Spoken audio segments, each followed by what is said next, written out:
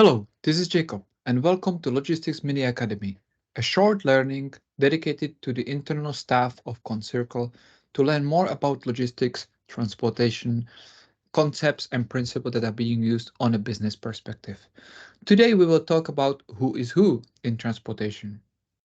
Now, our customers, now being these customers, manufacturing companies, retailers, or distributors, they um, they all need some transport. From the shipping and transportation perspective, these companies are referred to as shippers or BCOs. Shipper meaning that they initiate the transportation. BCO, beneficial cargo owner, they are actually also paying for the transport or for the larger part of the transport, and they are the cargo owners which are being in move. It's a term which is used in the industry to describe the customer. Customer shipper, they can have multiple options how to contract a transport. First option, not very common, but still happening, is that they have their own fleet. They have trucks, rails, even perhaps boats, even though it's not very common. Second option, a little bit more common, is that they contract directly carriers, those who owns trucks, boats, vessels, or aircrafts. Third option, the most common in European space, is to contract with what is called a freight forwarder. In Deutsch, es ist die Spedition.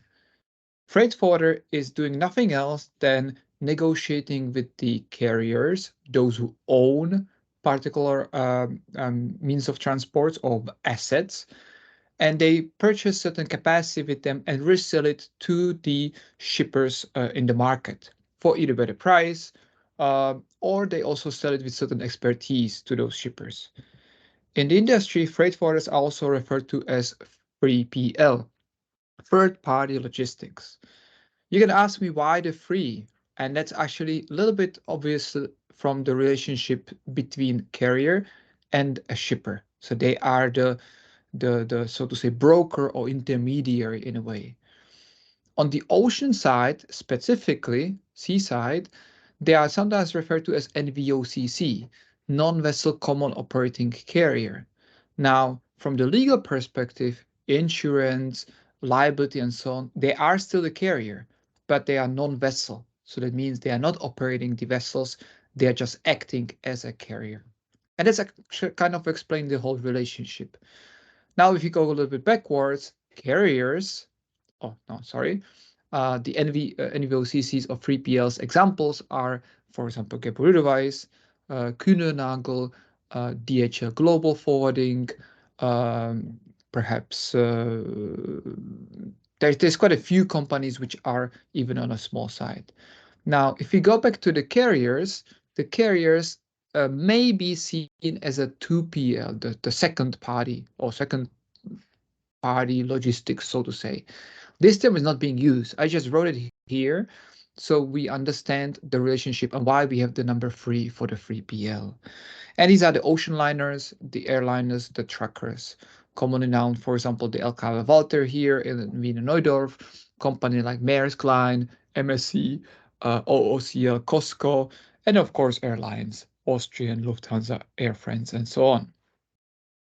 Now, the own fleet is very, very unusual. Only large companies have that, or maybe some raw material companies have that because they would never find a particular provider that would really fit into their need.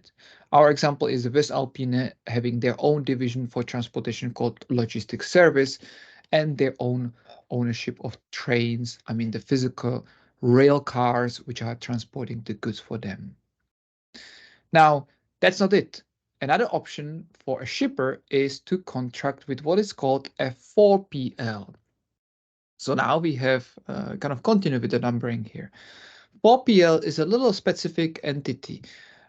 If a shipper is kind of tired of managing the relationships, controlling freight forwarders or carriers, planning, whatnot, or if they don't have expertise, say in certain region, right? A company wants to extend their operation into South America and they just don't want to build up the logistics experience there, they basically go and hire a 4PL.